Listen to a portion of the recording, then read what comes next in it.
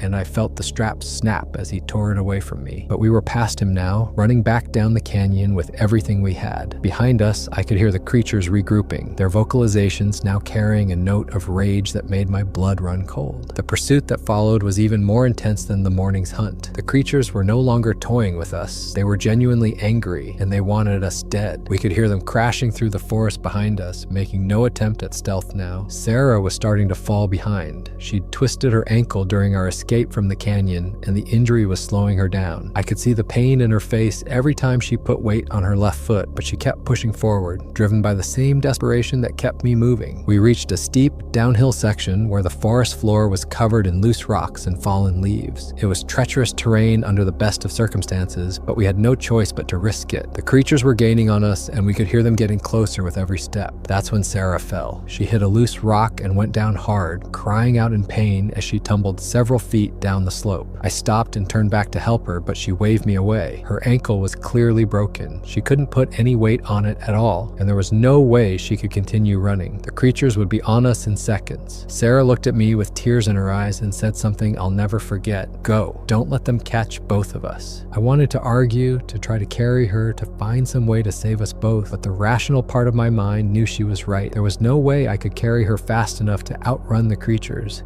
and staying would only result in both of us being captured. So I ran. I left my best friend behind and ran for my life, hating myself with every step, but knowing it was the only choice that made sense. Behind me, I heard Sarah scream once, a sound that will haunt me for the rest of my life. Then there was silence. The next 6 hours were a blur of terror and exhaustion. I ran through the forest like a wild animal, following game trails and stream beds, trying to put as much distance as possible between myself and the creatures. I had no idea where I was going, no map, no GPS, no compass. I was navigating by pure instinct, following the general downhill trend of the terrain and hoping it would eventually lead me to civilization. The creatures followed me for the first few hours, but their pursuit seemed less organized now. I would occasionally hear one of their vocalizations in the distance, but they were no longer working as a coordinated group. Maybe they were satisfied with having caught Sarah, or maybe they had simply given up on me as too much trouble. As darkness began to fall, I realized I was in serious trouble. I had no shelter, no food, no water purification method, and no way to start a fire. My backpack was gone, torn away during the escape from the canyon. All I had were the clothes on my back and my remaining hiking pole. I found a small cave formed by a fallen tree and some large rocks, and I crawled inside to wait out the night. I couldn't risk building a fire. The light might attract the creatures. So I huddled in the darkness, shivering and trying not to think about what might have happened to Sarah. The night seemed to last forever. I dozed fitfully, waking at every sound, terrified that the creatures had found me again. Several times I heard that familiar guttural vocalization in the distance, but it never came closer. Dawn finally came, gray and cold. I emerged from my hiding place, stiff and exhausted, but alive. I had no idea where I was, but I knew I had to keep moving. The creatures might still be looking for me, and I needed to find help for Sarah, assuming she was still alive. I continued following the stream I'd been paralleling, hoping it would eventually lead to a road or a house or some sign of human civilization. My legs were shaking with exhaustion, and I was severely dehydrated, but I forced myself to keep moving. Around midday, I heard the most beautiful sound in the world, the distant hum of a car engine. I followed the sound desperately, crashing through the underbrush toward what I hoped was a road. I emerged from the forest onto a small dirt road, probably a logging access route. An old pickup truck was parked on the side of the road, and a man in hunting gear was sitting on the tailgate, eating a sandwich. I must have looked like a mad woman, covered in scratches and bruises, my clothes torn, my hair matted with twigs and leaves. The hunter took one look at me and jumped to his feet, asking if I was okay. I tried to explain what had happened, but the words came out in a confused rush. All I could manage was to tell him that my friend was missing, that something had attacked us, and that I needed to call for help. The hunter, his name was Jim, and he was a local, drove me to the nearest town where I was able to contact the authorities. Within hours, a massive search and rescue operation was underway, involving state police, park rangers, and volunteer search teams. The search for Sarah lasted 5 days. I led the rescue teams to the general area where I'd last seen her, but finding the exact location proved impossible. The forest all looked the same, and my panicked flight had taken me through terrain that was nearly impossible to navigate in daylight, let alone retrace from memory. Search dogs were brought in, but they seemed strangely reluctant to work in the area where Sarah had disappeared. The handler said they'd never seen anything like it. The dogs would approach the search area, then stop and refuse to go any further, whimpering and trying to turn back. Helicopters with thermal imaging equipment flew grid patterns over the forest, but they found no trace of Sarah or any signs of the creatures I'd described. Ground teams combed through miles of wilderness,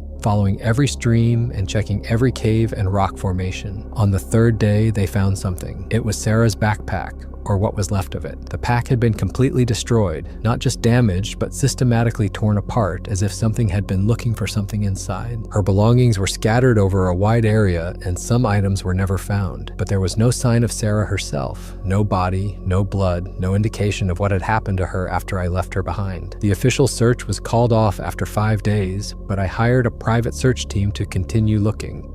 They spent another week in the forest, but they found nothing more than the rescue teams had. Sarah was officially classified as a missing person, presumed dead. The official report stated that she had likely been killed by a bear or other wild animal, and that her body had been dragged away and consumed. The investigators were skeptical of my account of the creatures we'd encountered, though they were too polite to say so directly. I've spent the last 3 months trying to process what happened on that mountain. I've been to therapy, I've joined support groups for trauma survivors, and I've tried to return to my normal life as a nurse in Asheville, but nothing feels normal anymore. I can't go hiking, I can't even walk in the small patch of woods behind my apartment without having panic attacks. The sight of trees makes me think of those creatures, and the sound of wind through leaves reminds me of Sarah's final scream. I've researched everything I can find about Bigfoot, Sasquatch, and other cryptid sightings in the Appalachian Mountains. I've discovered that there have been dozens of similar encounters over the years, many of them involving hikers and campers who disappeared without a trace. Most of these reports are dismissed as hoaxes or misidentifications, but I know better now. I've also learned that the creatures I encountered are far more intelligent and dangerous than most people realize. They hunt in coordinated groups, they use sophisticated tactics, and they seem to have a deep understanding of human behavior. They're not just animals, they're apex predators with near-human intelligence, and they see us as prey. I've tried to get the authorities to take my account seriously, to warn other hikers about the dangers, but no one wants to listen. They're afraid of causing a panic, of damaging the tourism industry, of being labeled as believers in pseudoscience. So I'm telling my story here in the hopes that someone will believe me, someone will listen. I'm not asking you to take my word for it. I'm asking you to be careful. If you're planning to hike in the Appalachian Mountains, especially in remote areas, please consider the possibility that you might not be alone out there. Sarah was an experienced hiker, a strong woman, and a good friend. She didn't deserve what happened to her, and if sharing her story can prevent even one person from suffering the same fate, then maybe her death won't have been completely meaningless. The creatures are still out there, they're still hunting, and next time they might not be content to let anyone escape. I miss Sarah every day, I carry the guilt of leaving her behind, and I probably always will, but I also carry the responsibility of warning others about what's waiting in those dark woods. Be careful out there. Be very careful. Kelly Morrison is a nurse from Asheville, North Carolina. She has been hiking sections of the Appalachian Trail for 6 years and has completed approximately 800 miles of the 2,190-mile trail. Sarah remains missing, presumed dead. The search for her continues. For more interesting stories, check this out.